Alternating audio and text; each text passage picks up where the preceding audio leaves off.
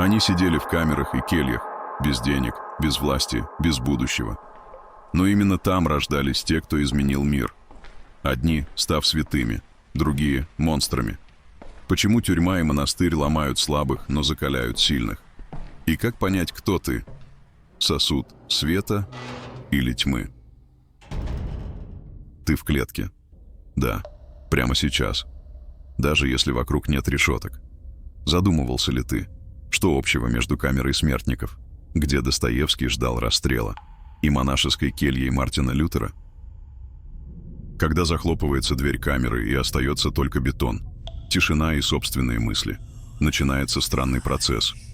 Одних тюрьма закаляет, других она калечит безвозвратно, а третьих касается лишь чуть-чуть. Они отбывают срок за сроком, но не меняются. Для них тюрьма не перерождение, а просто вынужденный перерыв. Можно превратить свою камеру в место для ожидания, где годы проходят. Как сон, можно в ад, где культивируется злоба, а можно в мастерскую, где куется новый характер. В этих 4 стенах ты, наконец, встречаешь себя, настоящего, без масок, денег, статусов. И этот момент решает все. Готов узнать, как тюрьма и монастырь делают из людей либо гениев, либо монстров? Тогда смотри до конца, потому что эта история не просто о них. Она о каждом из нас. С вами Ашраэлин. Вы на канале, где простым языком раскрываются тайны нашего сознания и мироздания, чтобы лучше познать себя и свою роль в этом мире. Мне пришлось пройти через монастырь. Только это был не тот, что с иконами и свечами, это был монастырь закрытого типа. Именно там началось мое настоящее внутреннее преображение. Скажу коротко. Я был осужден без суда и следствия, то есть заочно. Просто однажды зашел в ресторацию. Хотел по-дружески встретиться, съесть чего-нибудь вкусного. А вышел уже не в своей одежде. Арест. Конвой. Исправительная колония номер 1. Минск. 12 лет. Молодой человек отправился в путь, который, как оказалось, станет путем настоящего взросления. Первые месяцы я задыхался от ярости. Каждую ночь просыпался в поту, мне снилось, что вот-вот докажут мою невиновность и справедливость восторжествует. Я писал письма, умолял, устраивал многодневные голодовки, но все, чего я добился, это пересмотра дела и сокращение срока до 9 лет. А потом случилось странное. Я перестал бороться с тюрьмой и начал бороться с собой. Я осознал, Творец не ошибается, а ведет кратчайшим путем к себе. И сегодня, спустя годы, я говорю спасибо той жестокой, слепой судьбе за этот опыт, за этот самый важный урок моей жизни, за то, что вырвало меня из прежней жизни и заставило пройти через ад, чтобы я, наконец, увидел свет внутри себя. Потому что настоящая тюрьма не та, что из бетона, а та, что мы строим сами, из страхов, иллюзий, ложных надежд. И ключ от нее только в наших руках. Итак, Беларусь. Я оказался в монастыре усиленного режима. Пусть так и будет, монастырь. Потому что в сущности это и было им. Местом уединения, переосмысления, ломки и сборки заново. Я встретил там людей, которые стали для меня учителями, настоящими, без регалий, без мантий, ученые, военные, люди системы и авторитеты в своей области. Все они были не понаслышке знающие, что такое боль, несправедливость, одиночество, и при этом не сломленные. Но справедливости ради скажу, не все были невинными. Были и те, кого не оправдаешь. Людоеды в прямом и переносном смысле. Насильники, убийцы, наркоманы, сломленные, ожесточенные, опасные. Но даже среди них я замечал нечто странное. Иногда, в тишине, в отсутствии внешнего мира, в этом времени, где все замирает, что-то в них начинало оживать. Как будто сама атмосфера этого места выталкивала человека за пределы самого себя. И даже те, кто был погружен в тьму, иногда поднимали голову и смотрели выше стен. Пусть неловко, пусть через боль, но тянулись. Кто к Богу, кто к свету, кто просто к смыслу. Я научился у этих людей говорить с самим собой, прямо, без утешительных оправданий, без бегства в красивые мысли. И главное, я увидел, что такое крепость духа. Не показная, не мрачная, а та, что живет в глубине и не требует слов. Среди них были такие, про кого можно было бы сказать, из них можно ковать гвозди. Но в то же время это были удивительно теплые и живые люди. Они помогли мне выпрямиться внутренне. Не телом, но духом. Они показали, сами того не понимая, как впустить в себя поток помощи, что льется свыше, даже если снаружи только серый бетон и засовы. Я получил там, по сути, еще одно высшее образование. Без диплома, без кафедры, без преподавателей, но с колоссальной внутренней вовлеченностью. Я прочитал сотни книг, духовных, философских, религиозных. Я выцарапывал зерна из всего, до чего мог дотянуться своим жадным до познания сознанием. Не потому что искал ответ, а потому что искал живую истину. Во всем. В каждом абзаце, в каждом противоречии. И если находил, брал, смаковал, сравнивал с тем, что я уже пронес через себя. Потом пришло одно из важнейших пониманий. В этом мире нет ложных учений. Нет неправильных религий. Нет ненастоящих философий. Есть лишь разные уровни восприятия, разные сосуды, разные объемы. Как влить 5 литров в литровую банку? Никак. Остальное просто прольется. Но и в этом замысел. Потому что всегда найдется тот, кто подберет даже то, что пролилось мимо. Мы все здесь учимся. Кто-то в университетах, кто-то в монастырях, а кто-то в местах, где стены холоднее сердца, но и сердце начинает по-настоящему гореть. И, может быть, именно это и было началом моего пути. Не к свободе, а к свободе внутри. И вот что я понял под конец срока. Усиленный режим — это еще цветочки.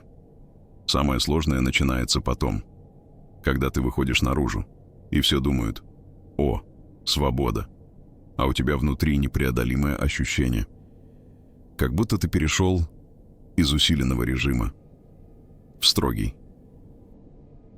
Внешний мир показался мне тюрьмой построже. В тюрьме нет места притворству.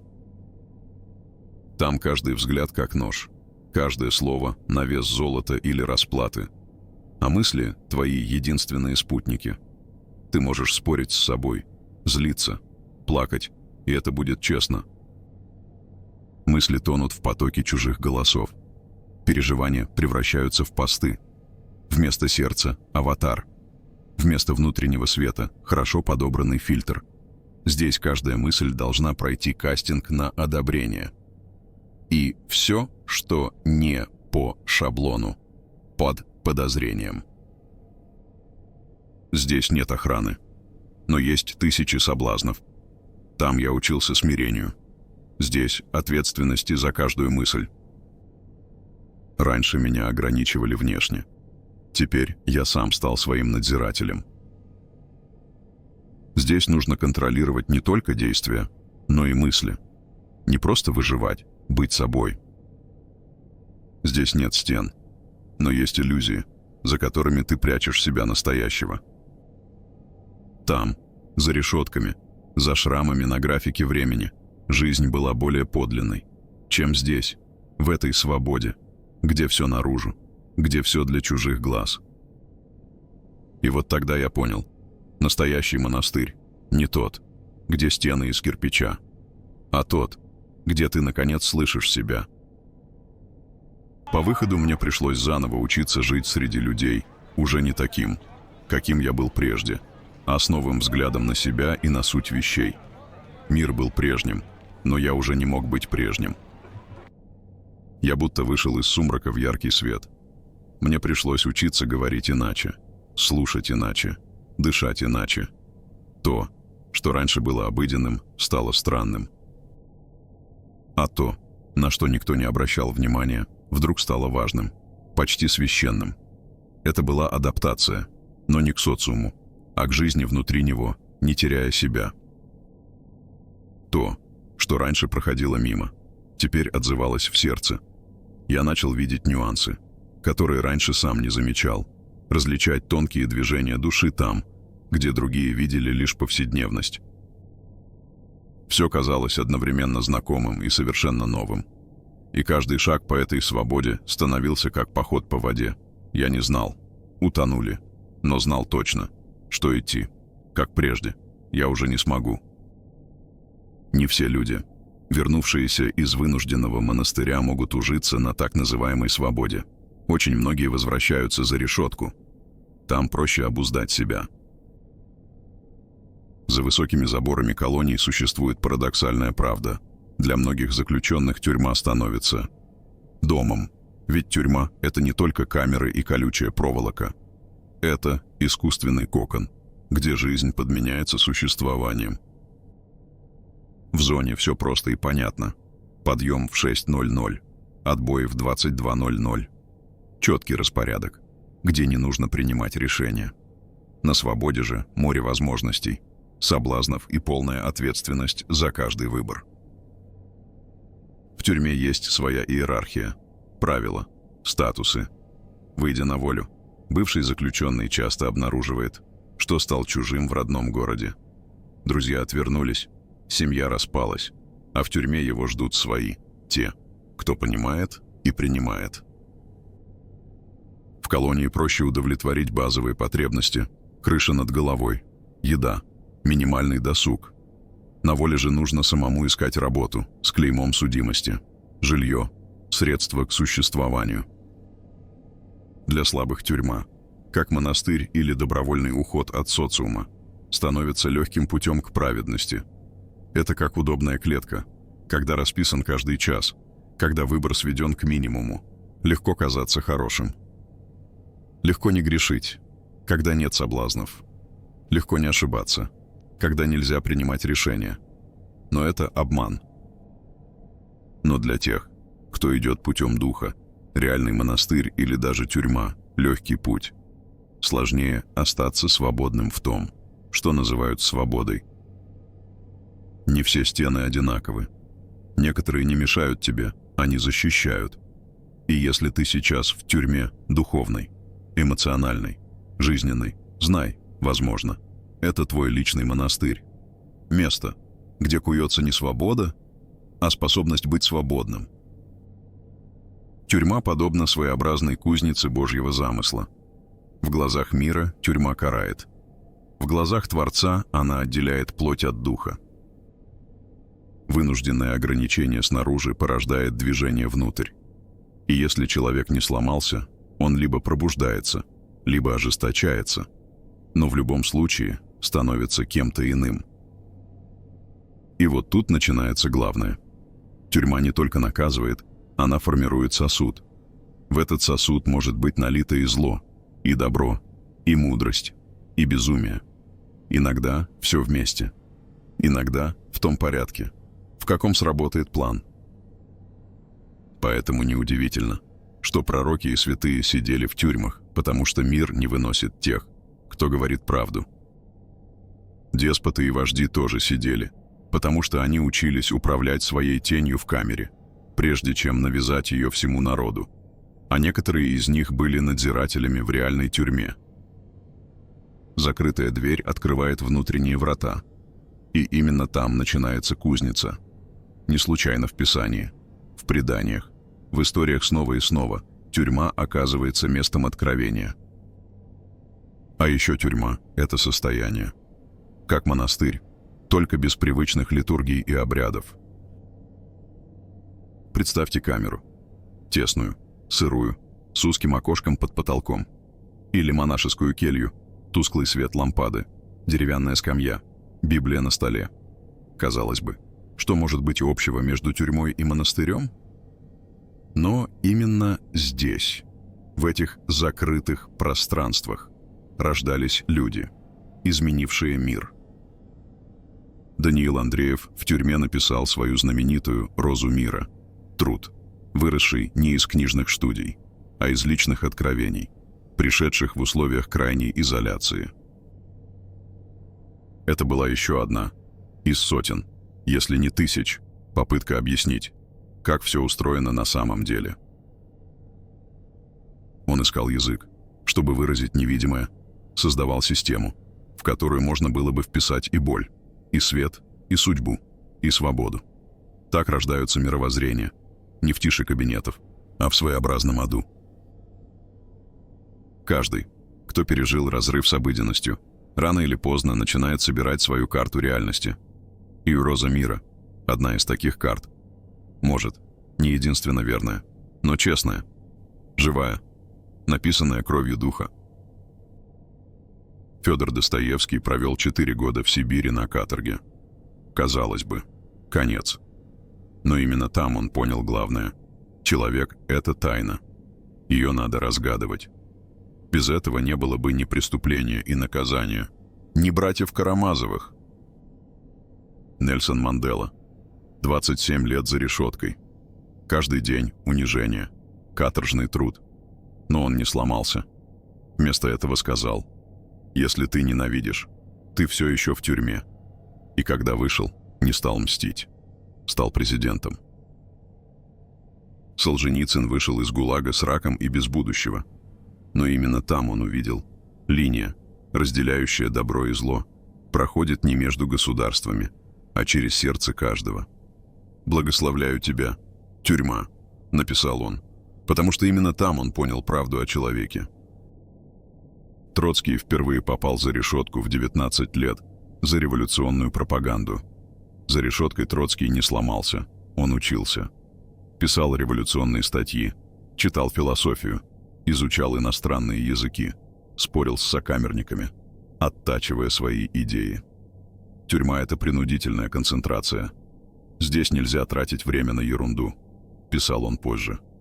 Тюрьма убедила его: мир делится на палачей и жертв, а середин нет. Этот опыт сделал его бескомпромиссным. Без тюрьмы не было бы ни Красной армии, ни яростной борьбы со Сталиным. Но его трагедия в том, что даже в изгнании он остался узником своих идей. Оскар Уайльд говорил: «Тюрьма — это место, где все стены плачут».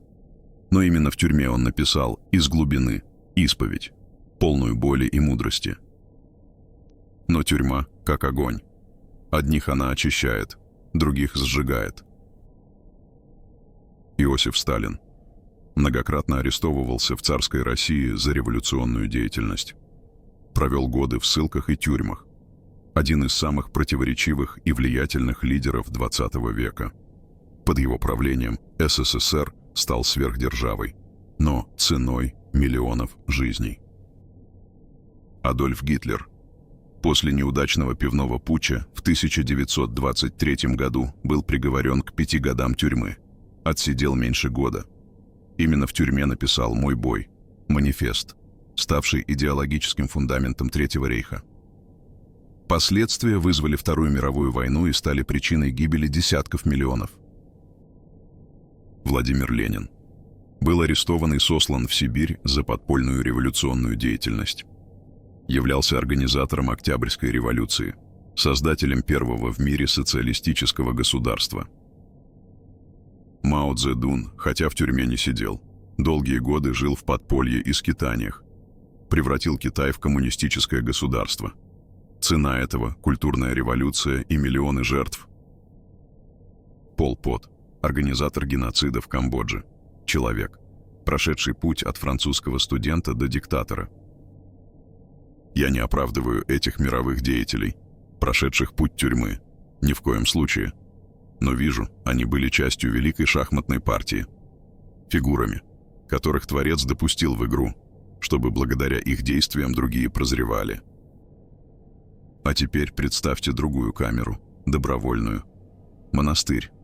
Здесь нет решеток, но есть обет. Нет надзирателей, но есть правила. Будда. Принц, у которого было все: дворец, богатство, власть.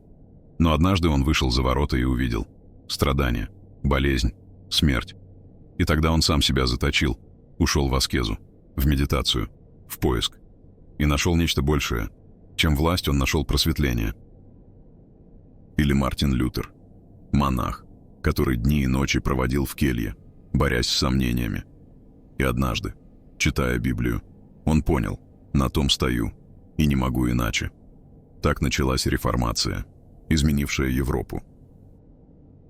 Томас Мертон, тропистский монах, говорил: «В тишине кельи я услышал голос, который мир заглушал годами». Лао Цзы, по легенде, ушел в уединение, где по просьбе стража на границе написал Дао Дэ Цзин и исчез. Текст стал основой даосизма и оказал огромное влияние на китайскую философию. Но не только святые и преступники проходили через эту трансформацию. Мигель де Сервантес, автор Дон Кихота, сидел в тюрьме за долги. Именно там он придумал своего рыцаря печального образа. Галилео Галилей. Его не сажали в тюрьму, но заточили под домашний арест за то, что осмелился сказать: «Земля вращается вокруг Солнца». В изоляции он писал свои самые смелые работы. Андрей Сахаров, создатель водородной бомбы, потом диссидент. 7 лет ссылки. Ни лабораторий, ни институтов. Только комната, стол, бумага. И именно там он продумал идеи, за которые потом получил Нобелевскую премию мира. Тюрьма, монастырь, ссылка, изгнание – все это места, где исчезает внешний шум, где привычный ритм рушится, оставляя человека один на один с собой. Они словно инкубаторы перемен. Но в какую сторону разовьется человек после такой ломки, зависит от того, кто он есть внутри, сосуд, готовый принять свет или тьму. Помните, за решеткой человек встречает не палачей, а самого себя. В тишине камеры рождается либо гений, либо безумие. Один человек в камере пишет божественную комедию, как Данте. Другой строит планы мести. Один в келье находит Бога. Другой теряет рассудок. Стены не меняют людей.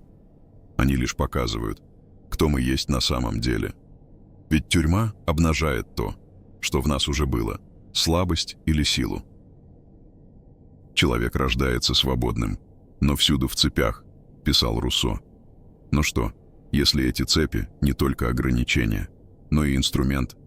Тюрьма и монастырь – 2 места, где внешняя свобода исчезает. Но в одном случае человек разбивается, а в другом закаляется. Потому что истинная свобода внутренняя, и ее можно обрести даже в 4 стенах. Разница между монастырем и тюрьмой в том, что в тюрьму попадают против воли, а в монастырь уходят по воле.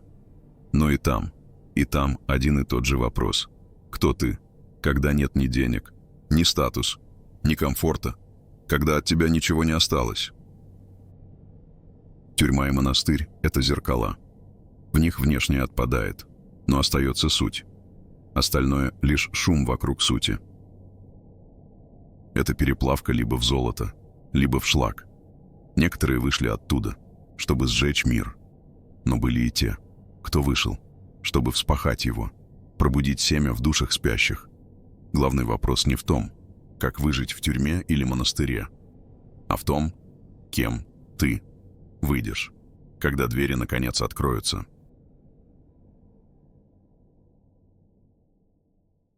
До встречи в следующих выпусках.